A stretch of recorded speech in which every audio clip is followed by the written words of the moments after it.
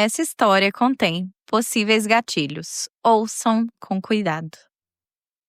Oi, meu povo! Como é que vocês estão? Vocês estão bom?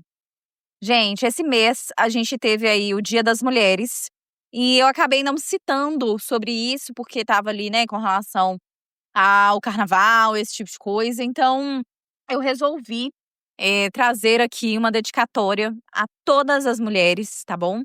E, na verdade, o nosso dia deveria ser o ano todo, né? O quanto somos mulheres resistentes, tanta coisa que a gente passa e só a gente sabe o peso de ser mulher. E os homens trans também entendem muita gente porque na infância provavelmente passou por muita coisa. Então, é isso, né? Outro dia eu fui até a casa do meu pai e cheguei lá, conversei com pessoas que eu gosto e admiro muito, mulheres que eu tenho como referência e amigas também. E numa roda de mulheres que eu conheço, acabou saindo uma conversa do tipo de coisa que acontece com a gente todos os dias nesse mundo, né? E eu resolvi trazer um pouco desses relatos aqui, não só para que a gente se lembre o que significa ser mulher nesse mundo, mas também para reafirmar o quanto nós somos fortes e o quanto a gente merece respeito. Então, bora começar?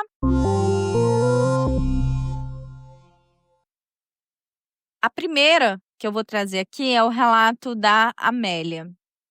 A Amélia, ela começou na roda contando que quando ela era pequena, ela e uma amiga adoravam brincar no terraço da sua casa. A vizinha, que era amiguinha dela, ia até lá e as duas com uns 7, 8 anos. Elas passavam a tarde brincando de boneca, cabana, essas coisas. Até que elas, de repente, começaram a perceber que um homem que vivia ali na cidade, que era um pouco conhecido, começou a observá-las enquanto elas brincavam. Porque era aquele terraço que tinha, assim, o terraço, mas ele tinha uma grade. Ele não era fechado com um murinho, então dava para ver as meninas brincando, né? Lá de baixo você via as meninas brincando lá em cima. E do lado deste terraço onde as meninas brincavam, tinha um lote vazio.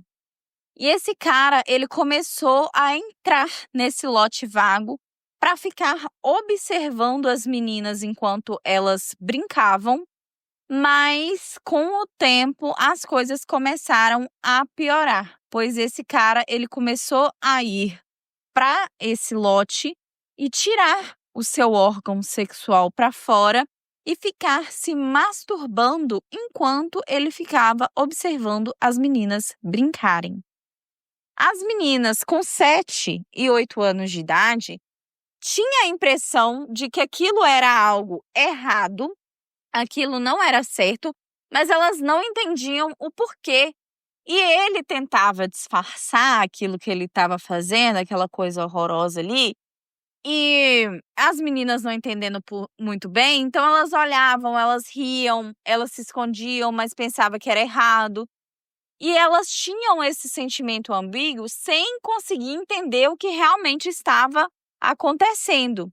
E isso se tornou recorrente, até que um dia a coleguinha da Amélia contou para a mãe, e foi só então que os adultos perceberam o que estava acontecendo.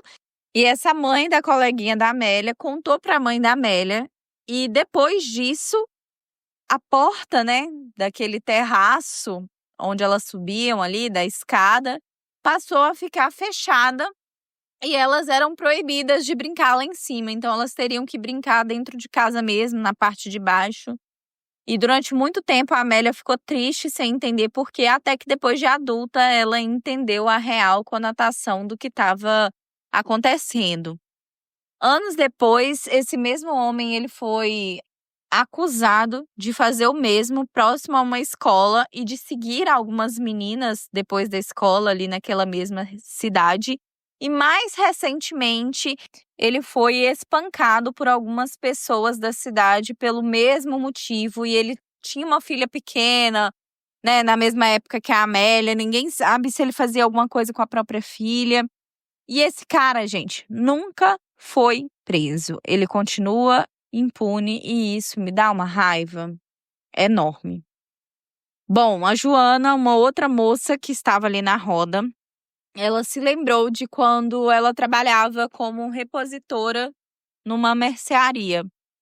Em mais uma ocasião, quando ela estava repondo ali as mercadorias novas que haviam chegado, colocar preço, esse tipo de coisa, tinha um homem que ia fazer compra e ele estava para passar ali perto dela, e mesmo tendo espaço num corredor enorme para ele passava se esfregando nela, né? E ele fez isso mais de uma vez. A Joana ficou paralisada, sem reação quando ele fez, mas depois ela criou coragem, saiu ali daquele mesmo corredor que esse cara estava e contou para o dono da empresa. Felizmente, o dono da empresa acreditou nela, chamou o homem, deu um sermão e disse que dali em diante, se ele fosse continuar comprando ali, que o dono da empresa não fazia questão, mas se ele fosse continuar comprando ali, ele seria acompanhado por um segurança ou ele teria um atendimento bem especial dentro do estoque da loja. O cara ficou com medo, acabou deixando as compras dele lá e foi embora. E a Joana acabou se sentindo protegida, mas esse sentimento de nojo, impotência, sempre fica, né? A Helena, uma outra moça da roda, ela contou que quando ela era mais nova, ela morava com a mãe e, com o tempo, as duas começaram a perceber que toda vez que elas colocavam as calcinhas no varal, essas calcinhas sumiam. Primeiro elas achavam que era o vento, que era algum engano, mas um tempo depois, essas calcinhas começaram a reaparecer sendo jogadas no quintal, totalmente sujas de esperma. Foi aí que elas entenderam o que estava acontecendo. O vizinho, um homem que morava da casa do lado, invadia o quintal à noite e roubava as calcinhas que estavam no varal, se masturbava nelas e depois jogava de volta. A Helena era criança, a mãe, apavorada, comprou um cachorro para ficar no quintal. Só que esse cachorro, ele era um cachorro já treinado na época. E ele quase não latia estando ali dentro de casa. E elas não avisaram ninguém que estava comprando esse cachorro, que estava colocando esse cachorro ali. E até que uma noite o vizinho tentou entrar novamente, mas dessa vez o cachorro avançou, rasgou as roupas dele, machucou a perna dele. O homem conseguiu fugir, mas não por muito tempo. Toda a vizinhança descobriu ali, porque à noite fez barulho, elas saíram do lado de fora, foi ver o que era, viu que era ele. Ele saiu assustado, ele machucado, não foi até o hospital para poder, né, ou ao posto para se recuperar. E todo mundo ali ficou sabendo, conversando com a vizinhança, várias mulheres da vizinhança daquele mesmo quarteirão descobriram que elas estavam tendo essa mesma péssima experiência, porque várias outras vizinhas também estavam perdendo suas calcinhas e depois as calcinhas apareciam em seus quintais, do mesmo jeito que na casa da Helena. E aí, como todo mundo passou a descobrir isso, ele meio que teve uma retaliação ali na vizinhança e ele precisou se mudar, porque senão ele realmente, os maridos, né, daquelas mulheres que estavam tendo suas calcinhas roubadas, começou a pressionar esse cara e por medo, né, de acontecer uma lixação pública ali, esse vizinho acabou se mudando. E assim, um perigo, né, gente? A Mariana também estava nessa roda e ela contou que quando ela tinha 16 anos e saía da escola, sempre no mesmo horário, e ia para casa a pé, em um caminho curto, de uns 15 minutos mais ou menos, ela percebeu que um carro preto estava passando bem devagar. Ela achou estranho, mas ignorou. No dia seguinte, o mesmo carro estava lá e fez o mesmo percurso com ela de novo. No terceiro dia, a mesma coisa, e ela começou a ficar com medo. No quarto dia, o carro parou e um homem que estava dentro abriu a porta e chamou por ela, pelo nome. A Mariana correu sem olhar para trás e, por sorte, ela encontrou um grupo de pessoas conhecidas na esquina. E ela contou para a mãe e no dia seguinte, a partir de então, o pai ou a mãe se revezavam para buscar ela na escola. O carro preto, em um certo dia, apareceu de novo, mas como o pai dela estava do lado, o homem dentro do carro percebeu e sumiu. A Mariana alertou o pai, dizendo que era aquele carro e tudo mais. E anos depois, a Mariana chegou a ver na TV uma reportagem ali de uma televisão, uma emissora local, né? Uma emissora ali daquela região deles ali. Ela viu uma notícia sobre uma tentativa de sequestro na cidade vizinha. E o suspeito tinha a mesma cara daquele mesmo cara que tentou fazer com que ela entrasse no carro. Isso foi, assim, né, um susto para ela. Ela chamou a mãe, chamou o pai para ver a reportagem. E eles se lembraram da época e todo mundo ficou assustado ali, né?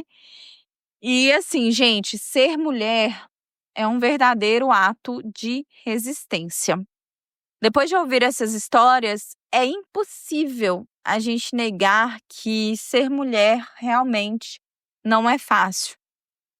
Desde pequenas, a gente sempre aprende a ter medo, aprende a se proteger antes mesmo de entender do que a gente está se protegendo. A gente não entende o que é a maldade, qual que é realmente o ato que essas pessoas horríveis querem acometer, mas a gente entende a maldade. A gente não sabe o que ela é, mas a gente entende o que é a maldade desde pequena. A gente cresce ouvindo que a gente tem que evitar andar sozinha, que tem que tomar cuidado com as roupas que a gente usa, com os lugares que a gente frequenta, mas os homens não crescem ouvindo sobre o respeito que eles têm que ter. O Dia das Mulheres não é só um dia, ele é todo dia, porque todo dia a gente precisa lutar para existir, para ser respeitada, para não ser interrompida, desacreditada e silenciada. Mas também, todo dia, a gente prova a nossa força. A gente não está aqui para ser forte o tempo todo.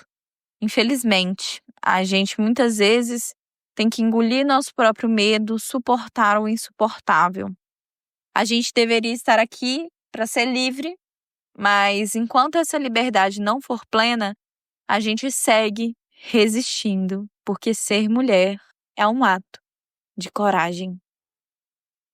Ai, gente, esse é o episódio que eu queria trazer para vocês. Eu, inclusive, me emocionei aqui, porque essa é a realidade de todas nós, todos os dias, sempre. E aqui eu só trouxe coisas desse nível, sem contar com o fato de que o tempo todo a gente tem que se precaver nos relacionamentos, principalmente, né, mulheres que têm relação com homens. Esse é o principal. Não que outras relações não tenham problemas e não tenham coisas grandes também, mas o principal, a gente sempre tem que ficar de olho, de nos precaver. A gente tem medo da nossa vida. Eu estava vendo outro dia na internet que, tipo assim, qual o maior medo que o homem tem ao estar do lado de uma mulher? Ai, ser traído. Ai, ela, sei lá, ficar com ciúme e quebrar o meu carro. Enquanto as mulheres têm medo de perder a própria vida, de terem os seus corpos violados. Então é isso. Essa é a mensagem que eu queria trazer. E se você se identificou com uma dessas histórias e quer contar algum trechinho, alguma coisa parecida, escreva para mim no boracomeçarpodcast@gmail.com ou me chama no Telegram. Nós temos o quadro Pitada, onde sua história pode ser contada. E se você quer trazer um trechinho, se já aconteceu várias coisas do mesmo tipo que com você, a gente pode fazer um compilado da sua história, né? Essas histórias ajudam a gente a se enxergar, ajudam as outras pessoas que ouvem também a tomar precauções, a ver tudo como é, né? E é claro que essa é um pequeno recorte que eu trouxe aqui do que a gente vive, mas também não tira a luta diária de outras pessoas, de outras minorias e de coisas diferentes, que a gente sabe que sempre existe, né, um grupo dentro de outro grupo. Então, no grupo de mulheres, existe o grupo de mulheres trans, o grupo de mulheres pretas, o grupo de mulheres trans e pretas, que tem ainda mais situações horríveis que passam todos os dias, ainda mais problemas, ainda mais montanhas que precisam lutar e subir todos os dias. Então, esse foi um pequeno recorte que eu fiz aqui, mas dentro da nossa sociedade a gente sabe que existe uma imensidão de recortes que várias pessoas passam todos os dias. E se você quer trazer o seu recorte aqui, conte para mim também no boracomeçarpodcast@gmail.com. Eu agradeço por vocês me ouvirem até aqui. Deixe o seu comentário ou uma situação que você tenha passado parecida aqui nos comentários para mim ou em nosso grupo do Telegram ou do WhatsApp. Eu aguardo vocês em nosso grupo e eu vou ficando por aqui. Um beijo!